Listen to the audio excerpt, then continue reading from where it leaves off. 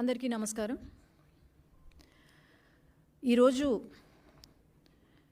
మరి వైసీపీ ఎలాగైతే ప్రవర్తిస్తుందంటే ఎన్నికల ముందు వై నాట్ 175 అంటూ 11 సీట్లకు పరిమితమయ్యి మరి ఈరోజు ఫేక్ ప్రచారాలకు పరిమితం అయిపోయారు.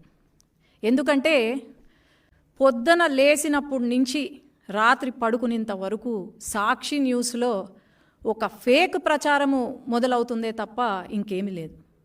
గత 5 సంవత్సరాలుగా సాక్షి న్యూస్ వేసి ప్రజలు, ఎందుకంటే పల్లెలలో వేరే ఛానల్ లేదు, ఒక్క సాక్షి న్యూసు సాక్షి పేపరు తప్ప, అది చూసి మీ కొంపను ముంచిందంటే ఆ సాక్షి న్యూస్ చూసినందుకే.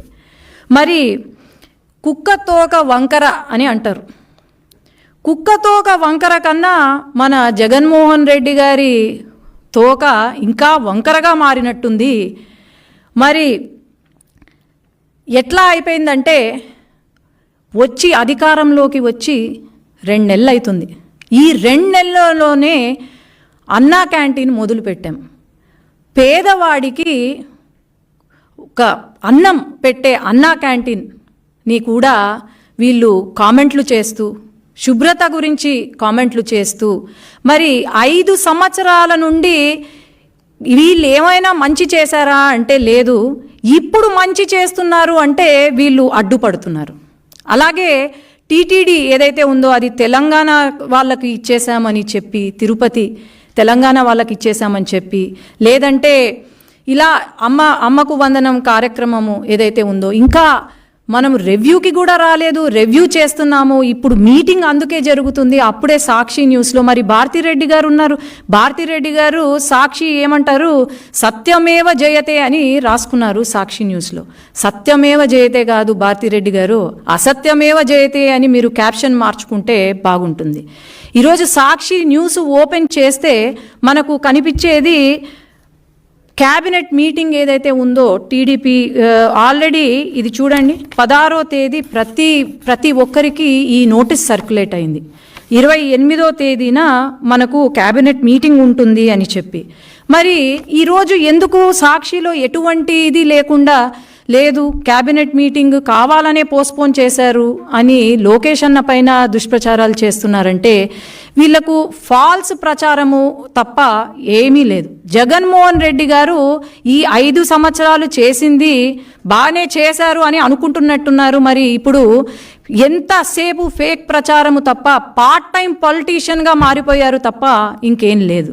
కాబట్టి ప్రతి ఒక్కరికి తెలుసు, ప్రజలకు ప్రతి ఒక్కరికి తెలుసు, ఈ 5 సంవత్సరాల కాలం మీరు ఎలా పాలన చేశారు అనేది తెలుసు. ఈ 5 సంవత్సరాల్లో ఎంతమందికి ఉద్యోగాలు ఇచ్చారు, లేకపోతే ఎంతమందిని ఆదుకున్నారో తెలుసు. కాబట్టి అనవసరంగా దుష్ప్రచారాలు చేసి మళ్ళీ 11 సీట్లకు కూడా కాకుండా పార్టీయే లేకుండా పుట్టగతులు లేకుండా అయితే మీరు చేసుకోవద్దండి అని నా మనవి.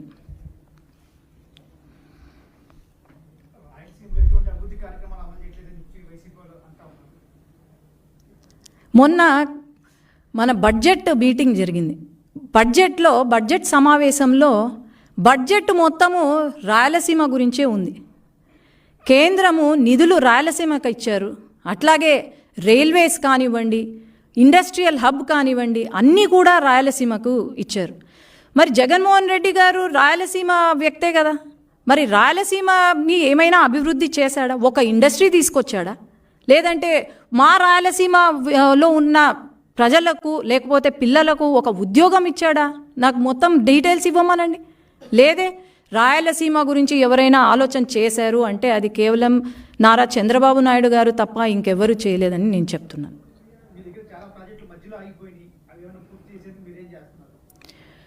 చాలా ప్రాజెక్టులు మధ్యలో ఆగిపోయాయి అంటే అది కేవలం వైసీపీ ప్రభుత్వం వల్లనే, జగన్మోహన్ రెడ్డి గారికి తెలివి లేక ఆగిపోయినాయి తప్ప వేరే లేదు. ఖచ్చితంగా ఈ ప్రాజెక్టులన్నీ తెలుగుదేశం పార్టీ హయాంలో మొదలు పెట్టాము. ఖచ్చితంగా చంద్రబాబు నాయుడు గారు ఢిల్లీకి వచ్చినప్పుడు కూడా ఈ ప్రాజెక్టులు పూర్తి చేయాలి, వెంటనే పూర్తి చేయాలని ఫస్ట్ ప్రిఫరెన్స్ ఇచ్చింది చంద్రబాబు నాయుడు గారి. ఖచ్చితంగా ఈ 5 సంవత్సరాలలో ప్రతి ప్రాజెక్ట్ పూర్తవుతుంది.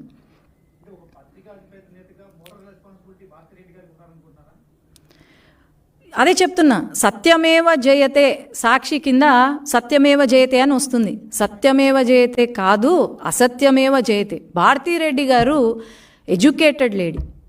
ఒక రియల్ న్యూస్, న్యాయంగా ఒక న్యూస్ని చూపియాలి. కానీ ఎంతసేపు తెలుగుదేశం పార్టీ కార్యకర్తలపైన, నాయకులపైన, లోకేష్ అన్న పైన, వీళ్ళపైనే చెప్తున్నారు. కానీ ప్రజలు ఎవ్వరూ నమ్మడానికైతే సిద్ధంగా లేరు. ఈ సాక్షి న్యూస్ చూసే వాళ్ళ కొంప మునిగింది. అది వాళ్ళు అర్థం చేసుకోవాలి.